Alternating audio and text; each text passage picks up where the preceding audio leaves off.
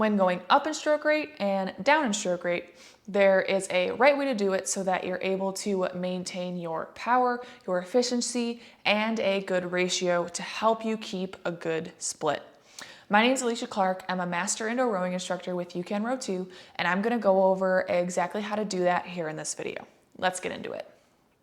When I talk about shifting stroke rates either up or down, this is mostly done during the middle of a rowing piece.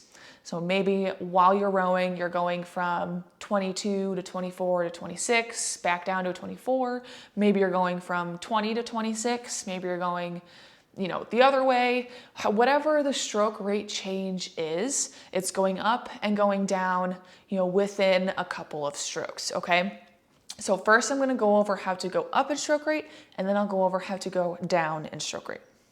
For going up in stroke rate, the number one mistake that I see is people trying to do it all on the recovery. And so here's what that looks like.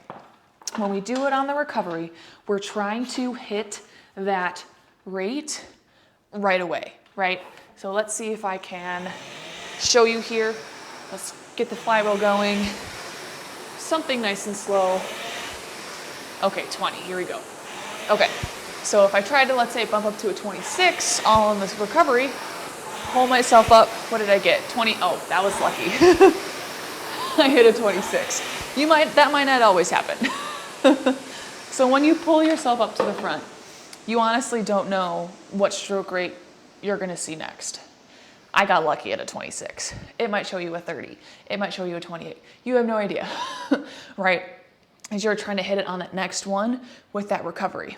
And if you notice too, when I tried to take that next stroke, because I came up so quickly, now my ratio is not the best, right? I'm rushing up to the front. My drive feels really heavy because all I'm doing is trying to get up to the front faster. So it's better to build that stroke rate on the drive. So what does that look like? That looks like pushing a little bit harder. You might have to push for 110% for 3 to 5 strokes to inch that stroke rate up. If it's only 2 beats higher, you'll probably get there a little bit easier. But especially if you're going from like 24 to 26, you might need at least like 4 to 5 strokes to get there. Okay, think 2 strokes for every 2 beats. If you're trying to go up from 20 to 26, 5 strokes is not like that. That's a good amount to try to really settle into that 26. So here's what that looks like. So when we're trying to build on the drive, think about bringing that flywheel up and getting that flywheel spinning and then floating back up the recovery, letting it feel naturally quicker. So 21, I'm gonna try to go for a 26 here on this one. Pushing harder, floating up, push. All right, 25. All right, 26. So I was able to get there in a couple of strokes, but notice how my drive is still pretty strong and I'm not rushing back up to the catch to try to match that number. I found that number by pushing harder on the drive. Again, for a couple strokes, at first it didn't go up a ton. I hit 23 first, so I knew I had to push a little bit harder to get there. The biggest thing with trying to increase the stroke rate is to let it feel natural. Let that harder drive naturally float up that rate and keeping a smooth recovery up to the front. If we go up on the drive, when we want to go down, we do that on the recovery. When we go down on the recovery, we lengthen and slow it down, and then your goal is to still keep that strong drive. Still keeping that strong drive will keep that nice split. If anything, it helps to make your ratio even better, right? More drive, longer recovery. Harder drive, longer recovery, okay? So going down in stroke rate is going to be about lengthening up to the catch, but still keeping that strong drive, okay? When you're going down in stroke rate, don't let it just turn into a paddle, because it's really easy to do that, especially if you're supposed to paddle, then paddle. But more often than not, when we're going down in rate, we still want to keep the power, right? We don't just want to let it paddle. So here, it looks like this. So I started a little bit of a higher rate. Okay, 26. So if I want to go down, slow, still strong, slow, still strong. Now I'm at like a 20.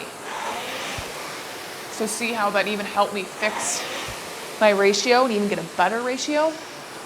When you're going down in rate, that was a pretty big jump from about 26 to a 20.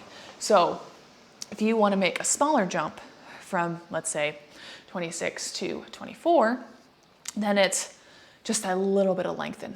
Little bit of lengthen, keep the strong drive. Little bit of lengthen, keep the strong drive, okay?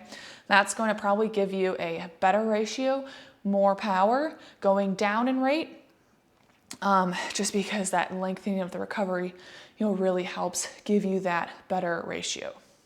The one thing to keep in mind as the rate goes down is that you still want to manage that pressure, versus the recovery, right? Because you can go down in rate and keep that drive just as strong as you did on the 26, but maybe you can't hold that for the length of piece that you're trying to do. So yes, when you go down in rate, that split might float up or get a little bit slower, a little bit, especially because you've gone down. That split might get a little bit slower, and that's okay. Manage your intensity and how hard that drive is supposed to be with what the goal of your workout is. I hope this video was helpful in teaching you how to go up in stroke rate and down in stroke rate. If you have any questions, feel free to drop them in the comments. Again, if you liked this video, feel free to like and subscribe. Again, my name is Alicia Clark. I'm a master instructor with You Can Row 2, and I hope to see you in the next video.